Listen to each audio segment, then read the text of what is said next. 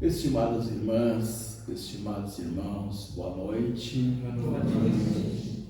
A nossa alegria em estarmos nesta casa amiga, numa oportunidade de confraternizar com todos.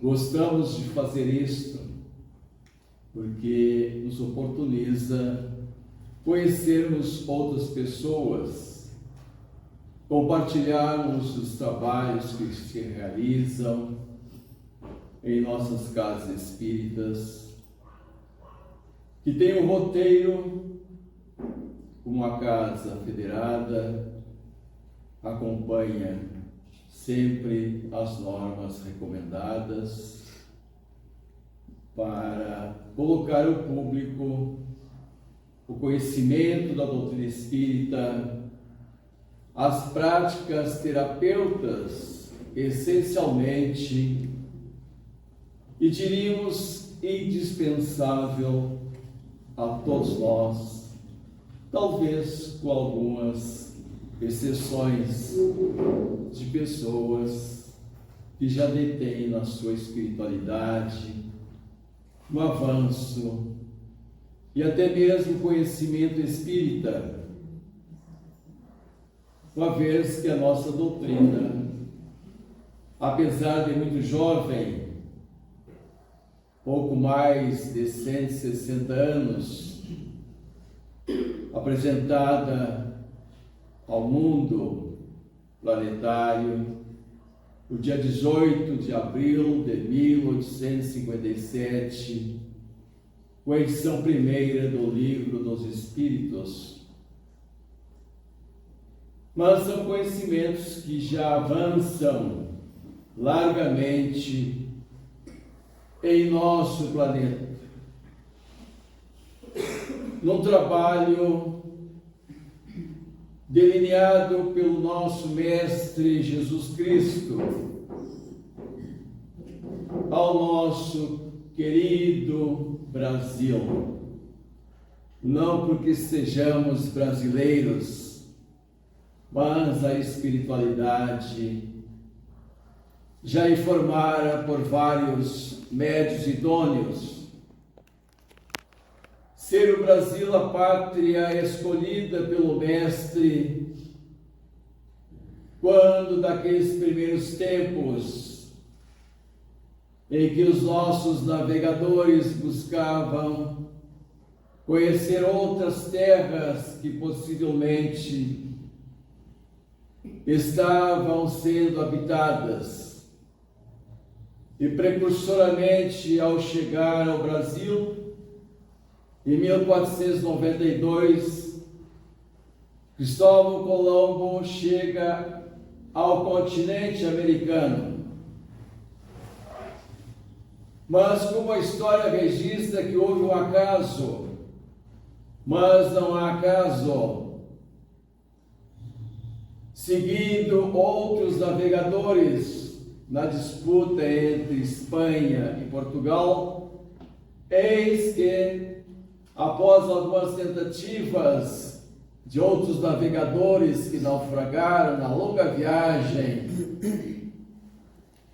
em que deveriam percorrer todo o Oceano Atlântico saindo da Europa, eis que chega os navios comandados por Pedro Álvares Cabral.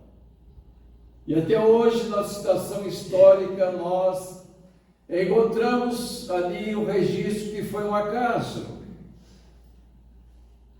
que o movimento das águas, dos ventos, dos mares desviou as embarcações,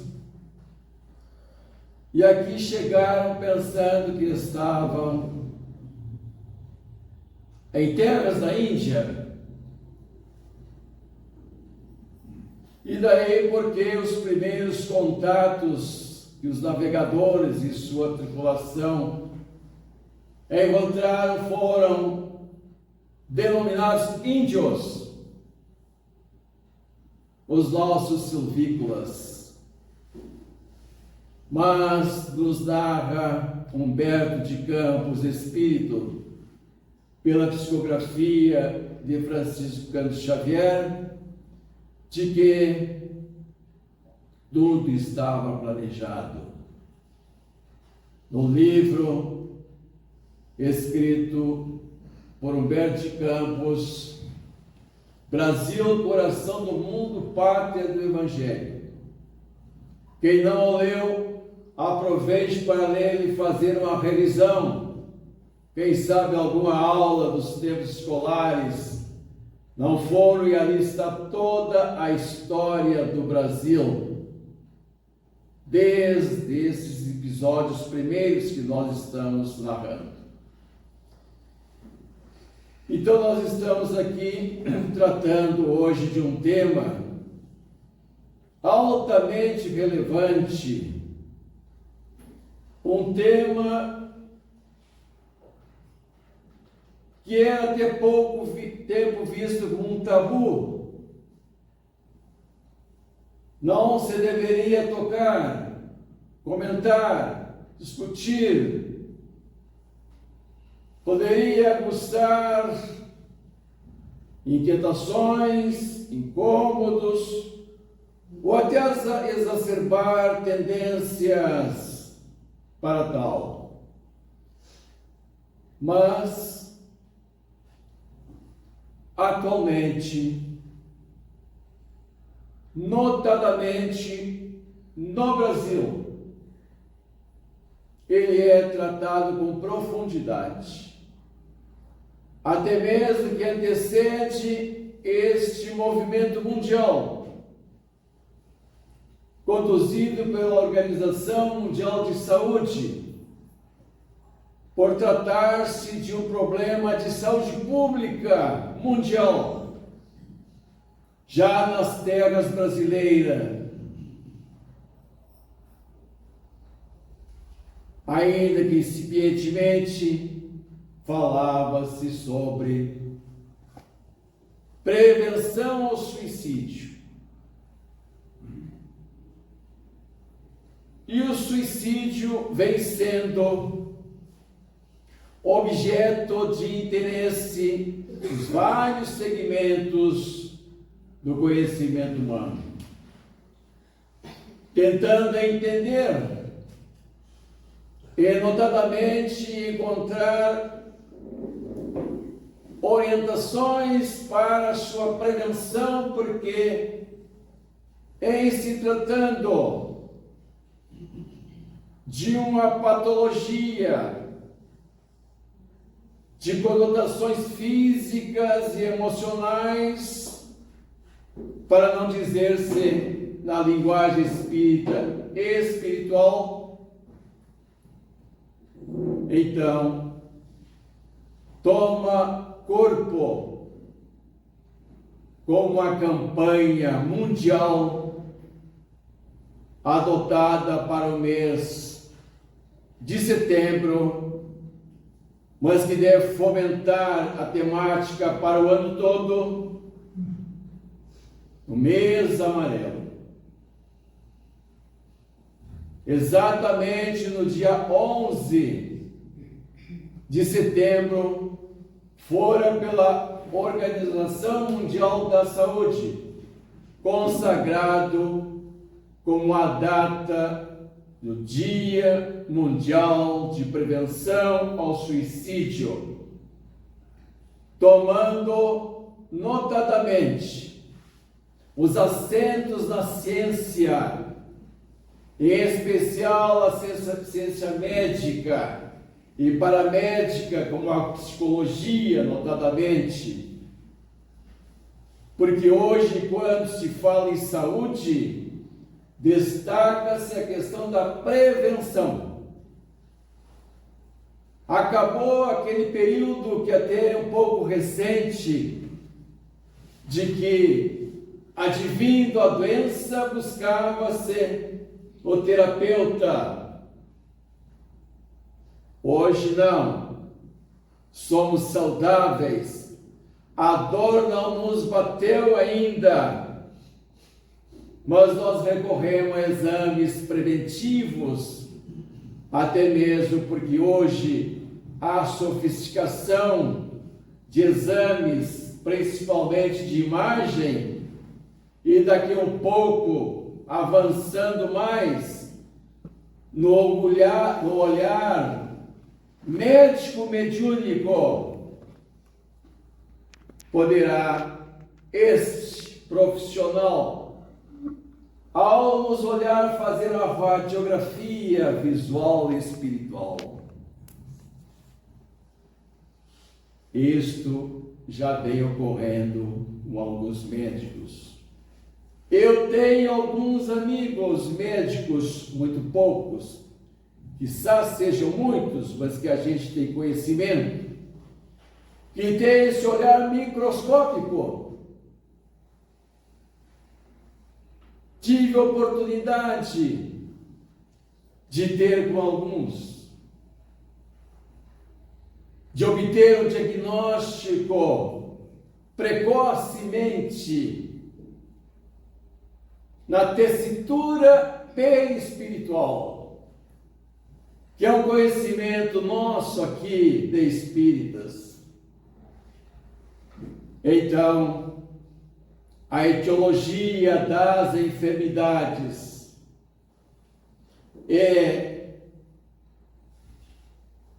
a grande interrogação de toda a ciência que vislumbra lograr o homem saudável para a vida. É um engodo, muitas vezes, até de nós espíritas, que entendemos o mecanismo da dor, de que nascemos para sofrer e que temos que viver com ai, ai, ai. Eu, às vezes, brigo com alguns amigos espíritas. O indivíduo, às vezes, está lá com os seus 70 anos e, de repente, um diabetes em evolução e, naturalmente, com o descuido do enfermo, leva-o à perda de uma perna. Leva-o à perda da segunda perna. E aí vem porque eu brinco com os amigos. Olha, como a gente participa, às vezes não muito detalhadamente, da nossa reencarnação, do cenário que vamos viver, mas não é detalhado. O detalhamento fica por nossa conta, mas linhas gerais, ainda que seja. E quem me dissesse, aos 70 anos, você com diabetes vai perder as duas pernas. Pelo menos eu ia tentar fazer uma negociação. Quanto tempo mais eu posso ficar por aqui? O trabalho que eu mereci, estou merecendo, é pesado. É difícil. André Luiz, um notável médico e cientista que fora aqui no Brasil e que usou o pseudônimo de André Luiz, e hoje sabemos que foi um notável cientista, médico, com atividades no Rio de Janeiro e pelo mundo, Carlos Chagas. Quem lê o Nosso Lar, lembra, livro 1. Mas Espírita já leu os 16. E leu mais de uma vez. Porque eu, quando li uma vez, entendi um pouco. Quando li a segunda vez, entendi mais um pouco. Quando eu fui meia dúzia de vezes lendo toda a obra de André Luiz, eu entendi um pouquinho mais. Então eu preciso ler mais, porque ler continuamente chama-se estudar. Isso só se aprende, queridas irmãs e irmãos, estudando. Estudar dá trabalho. É difícil. Nós somos ainda rebeldes desde a nossa primeira infância. Quem de vocês não se lembra quando colocou o filhinho que está com 3, 4 anos? Você vai ter que ir para a escola agora. Você terá que aprender. Olha que eu ainda não vivi a época do telefone celular, que hoje complica muito mais. E retirar o celular da criança de 4, 5 anos que está, infelizmente, muitas horas do dia, desperdiçando o tempo que recém começa em sua vida, para colocar numa escola. E ele não sabe muito bem o que vai ser feito lá, nem o tempo que vão ocupar com sua presença, e ele ficar toda a manhã ou toda a tarde, e começar a trazer tarefas para casa. E à medida que o tempo passa, acumulando-se a necessidade do tempo para estudar, porque mais conteúdos aparecerão. É fácil? Eu com 5 filhos, até não foi tão difícil, porque eles levantavam e chegando livros dentro de casa, vendo-me sempre com um livro na mão, porque eu sou apaixonado por livros.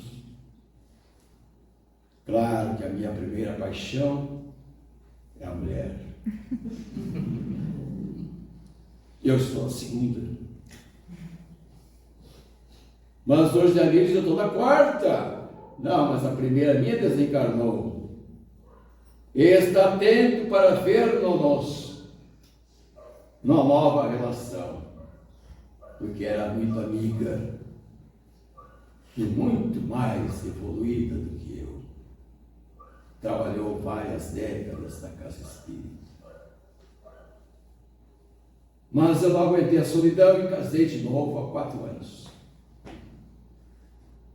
Fazem 5 anos que ela desencarnou. E fiz essas coisas que eu não sei o que vai acontecer. Dr. Bezerra de Menezes, quando o Divaldo ouviu relatar a sua chegada no plano espiritual, e o Divaldo tem uma coleção de 200 espíritos que ele quer saber a diversidade desta chegada, nesta viagem que todos nós vamos fazer.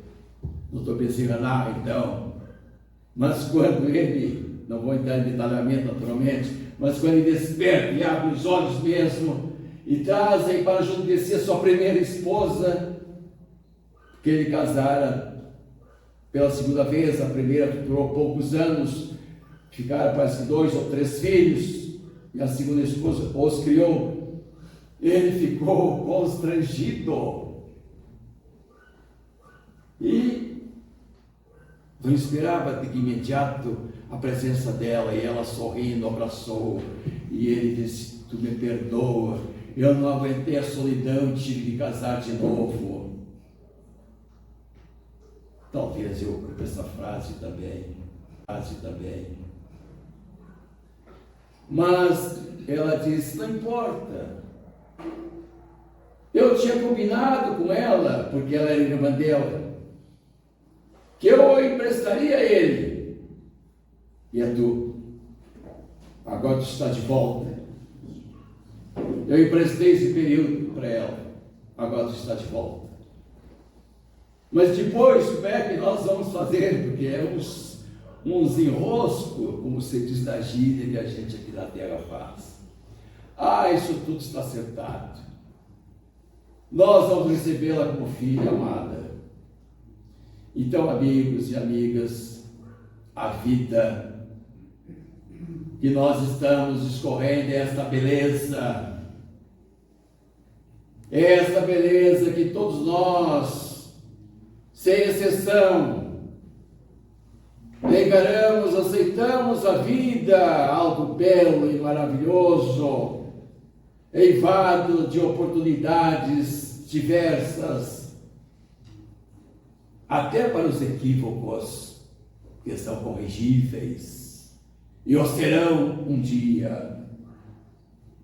Nem estamos dizendo erro, porque nós dizemos, esse cara errou, essa pessoa errou. São equívocos, nós nos enganamos. Não foi de balde que Jesus anunciara: eu sou o caminho. Porque ele via a humanidade seguindo os mais diferentes caminhos. Assim nós o somos. Mas tem caminhos que nós enveredamos por trechos íngremes, que caímos e nos esfolamos ante a pedra invisível. Há caminhos que nos distanciamos das alegrias e dos prazeres, e logo mais descobrimos a utopia. E na psicologia tem um estudo chamado o princípio do prazer e do desprazer. E quando descobrimos que aquela caminhada era de desprazer, temos que retornar. E esse retorno, vamos passando e recolhendo os frutos do desprazer, elaborando-os de maneira construtiva, retirando da mente o sentimento de culpa que atormenta e não constrói. É necessário que o arrependimento tome conta, faça as descobertas dos nossos equívocos, porque serve-nos para as correções, e só se construi, só se edifica as grandes obras destruindo e reconstruindo. A nossa vida é de construção, mas o que leva, pergunta-nos, os grandes estudiosos da filosofia, da ciência e da religião, o indivíduo que amava a vida,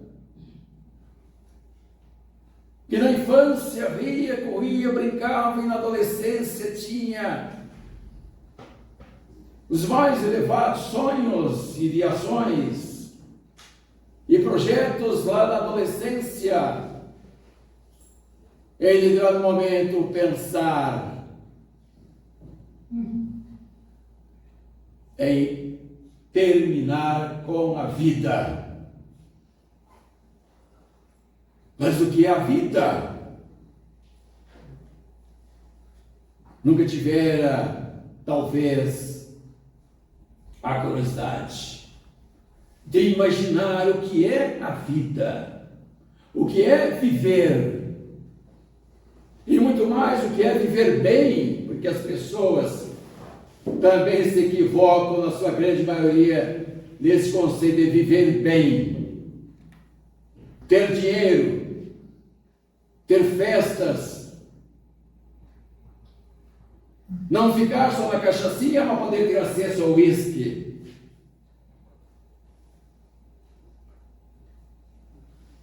E na moita, e com os meios escusos de camuflar as escapadinhas para os desatinos financeiros, afetivos, onde perde-se o princípio da lealdade, da fidelidade, do respeito, da decência, da dignidade. E nos expomos aos olhos incautos e dos comportamentos indesatinos, ao ridículo, aos adjetivos pejorativos,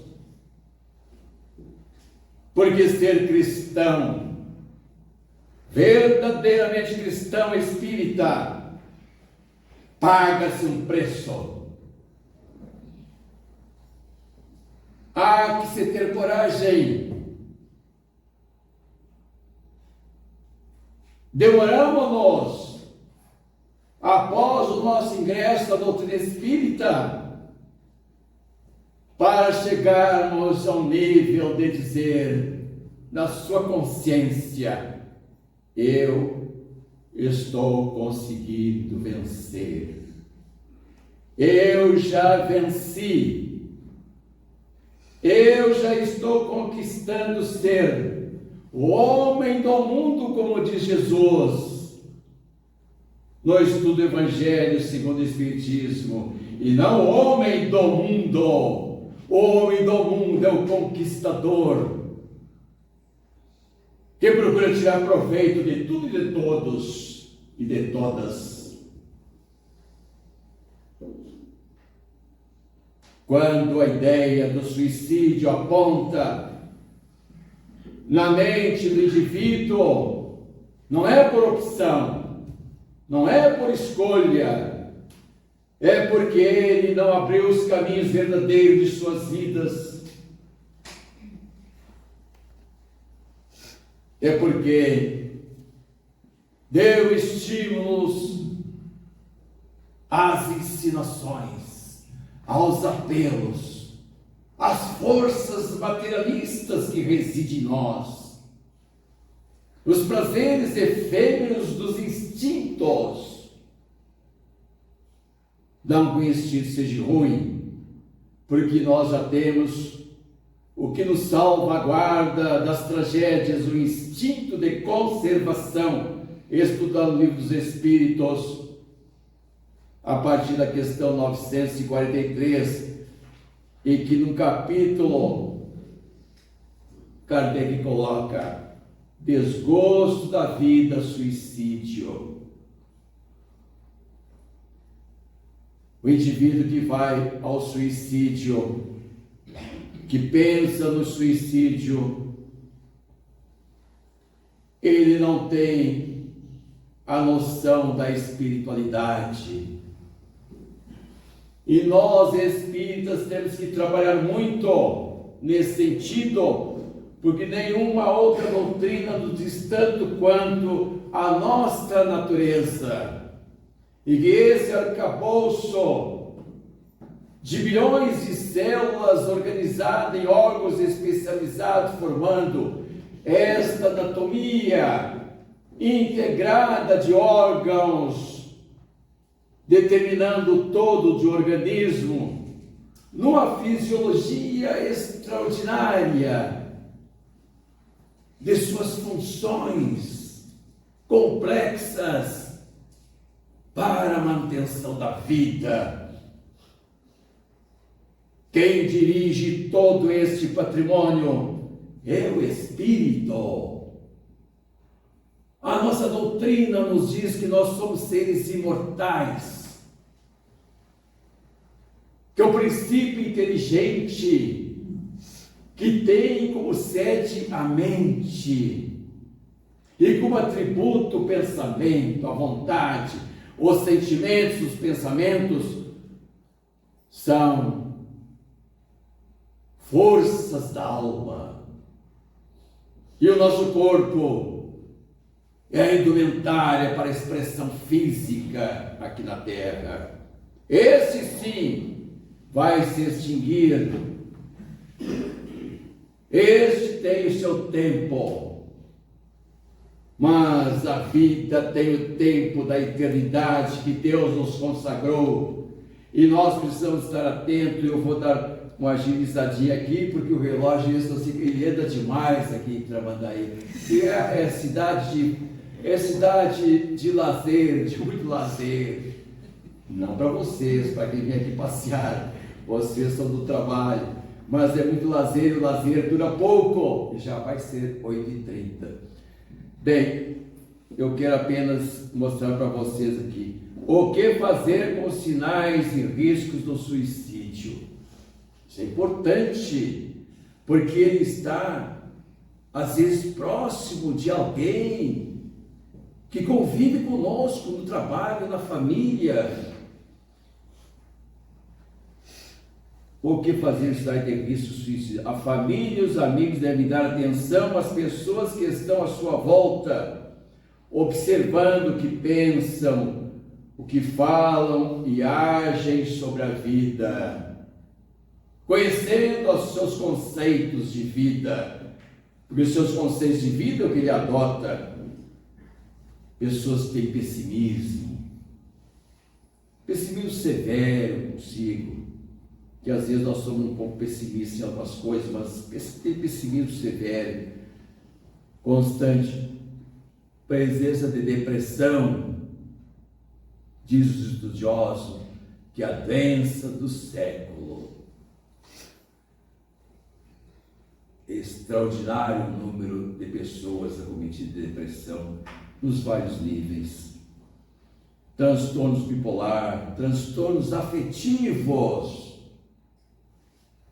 Nós nascemos, crescemos e temos várias funções.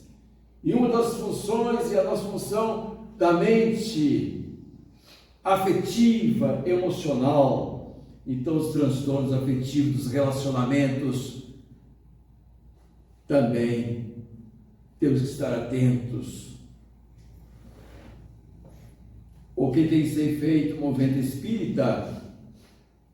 Campanha em defesa da vida, a Federação Espírita Brasileira lançou a nível nacional.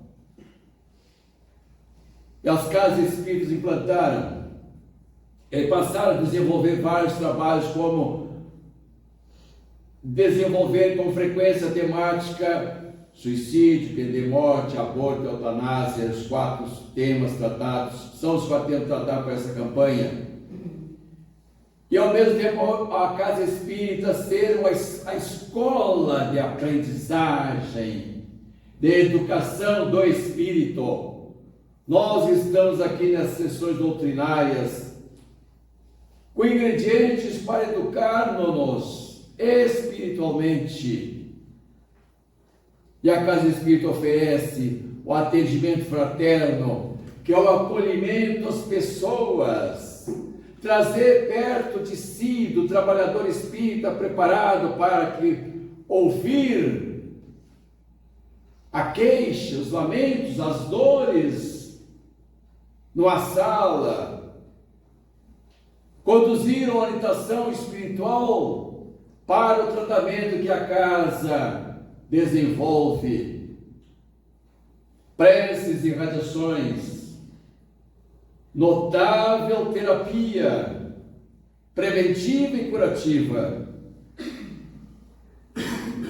o passe magnético, essa transfusão de energias que radica dentro do nosso corpo físico, incipientes tumores, infecções, transtornos que deveriam eclodir lá na mente, são tratados, porque às vezes ainda estão no perispírito, mas ainda no corpo físico se radicam várias enfermidades no modesto, simples trabalho de passes. Orienta para o Evangelho no lar, que é uma terapia que não podemos nos descuidar. Nós abrimos as portas, as janelas de nossas casas e entram de tudo, não só fisicamente, como pensamento. Hoje a ciência diz que pensamento é matéria, já está lá na literatura espírita, trazido por Allan Kardec no Livro dos Espíritos. micropartículas ínfimas, fluídicas, como diz o livro dos Espíritos, pensamento. E o pensamento carrega as emoções que invadem o nosso lar, que encharcamos-nos nas advertências quando estamos na rua, nas visitações, etc, etc. Porque nós tocamos, nós interagimos os seres pensantes, encarnados com encarnados, desencarnados com encarnados, encarnados com desencarnados. Nós somos os seres que nos interagimos. Aqui está o celular, ele está captando irradiações, mas isso é mentira, mas coisas estão por aqui, mas aqui tem muitas e muitas tonalidades de energias, e as mais sutis e etéreas são fluídicas, são de natureza espiritual, que nós absorvemos pelos centros vitais, que são as estruturas especializadas com sede na alma: coronário, frontal, laríngeo, cardíaco, gástrico, esplênico, genético. São 7 fundamentais. Nós temos milhares de centros vitais. Os espíritos, às vezes, que pouco estudam, Kardec não estudou isso. É ele que não estudou lá no livro A Gênese, que Kardec chama de poros perispirituais. É a mais linda expressão que eu acho que Kardec dera para a denominação que André Luiz trouxe de centros vitais, e que no hinduísmo chama de chakras, mas Kardec chamou de poros perispirituais. Amigos e amigas, eu gostaria de ter mais tempo com vocês, mas a nossa hora já está se estendendo. Eu agradeço muito a acolhida e deixo um abraço imenso a vocês. Gente de Tramandaí, que eu estou vivendo de pouco tempo aqui por Tramandaí, mas que o litoral já há muito tempo, em Torres, lá eu estava sempre no Instituto Espírita Allan Kardec. Que Jesus continue iluminando nossos passos. Muito obrigado.